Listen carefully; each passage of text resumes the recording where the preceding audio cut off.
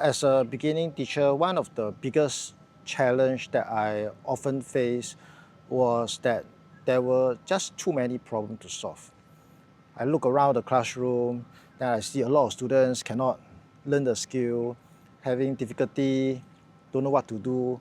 And then you see students not happy with one another. Then in the game, right, you see a lot of students don't know where to run to, don't know what to do. So I often felt that in that 1 hour of PE lesson, right, it is almost impossible to go to every single student to try to solve their problem.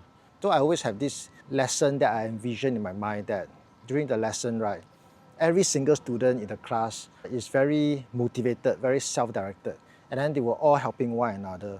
So to achieve this vision that I had, right, I think one of the strategy that worked really well for me is the use of pep talks. What do I mean by pep talk? Pep talk means when I see something that I don't like, then I will gather the whole class and I will talk to them for 3 to 5 minutes. Then after that 3 to 5 minutes of talking, right, suddenly you see the students becoming very motivated, very self-directed. Then you start to see everyone helping one another, working with people they don't like, and then they're still enjoying the lessons. But of course, I must caveat that actually giving a good pep talk is really very difficult.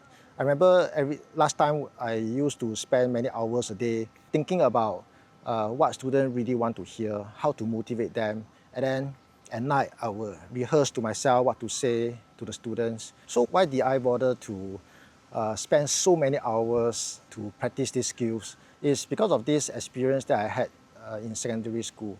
So back then, right, I was a scout, and then I remember I was very lucky to be selected to march in the National Day parade, the NTP parade. So I remember during one of the rehearsal, right, we were marching very poorly. We were not synchronized, we were very sloppy, and the NTP organizing committee gave my scout commander many feedback.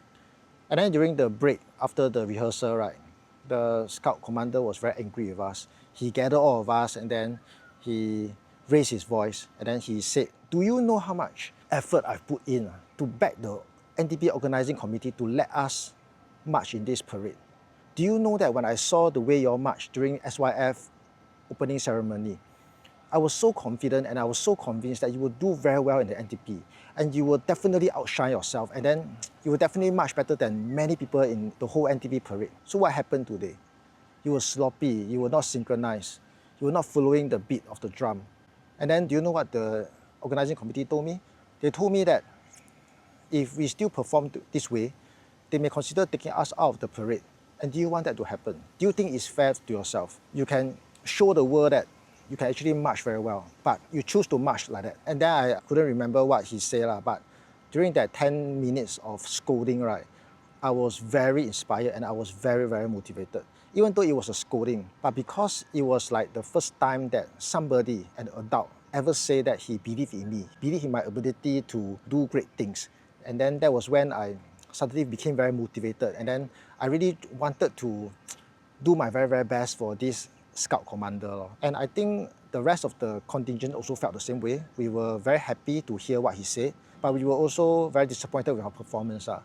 So during the second rehearsal, right, I could really sense that everyone was trying their very, very best to be very united. And then I could see everybody trying our best to straighten our arms, straighten our legs, follow the beat of the drum. And it was so enjoyable when everybody worked together to perfect that performance. After that rehearsal, right, the scout commander was very happy with us and gathered all of us and praised us like mad. He told us that the organizing committee was so impressed, saying that we were one of the best marching contingent in the whole rehearsal. That really motivated us to want to work even harder during the actual NTP. So I remember that was one of the most unforgettable experiences that I had in secondary school. So just that 10 minutes of pep talks, it changed everything. It changed the vibe of the whole practice. Just that 10 minutes, it motivated us to the top. And suddenly, from me complaining about having to go for the rehearsal every single weekend to suddenly become very motivated, and then the whole event became very unforgettable until now, right? That's why I realized that actually the teacher has the power to impact the student, to motivate the student just by talking to them. So as I improved the skill of pep talk, right, I had many very unforgettable experiences in teaching. Like sometimes I talk to them, then suddenly the student become very motivated. They started enjoying the sports, which they don't like. And then they started helping one another. Suddenly the whole class worked together. And then my CCA attendance improved. They wanted more trainings. Even the parents also became very motivated to want to help the CCA. Then they formed a parent support group. Every time I see this kind of thing happen, like students becoming very motivated or become very self-directed, right, I will feel super motivated to want to do even more for the students. And that's how I gain that joy of teaching, to always aim to experience that high again.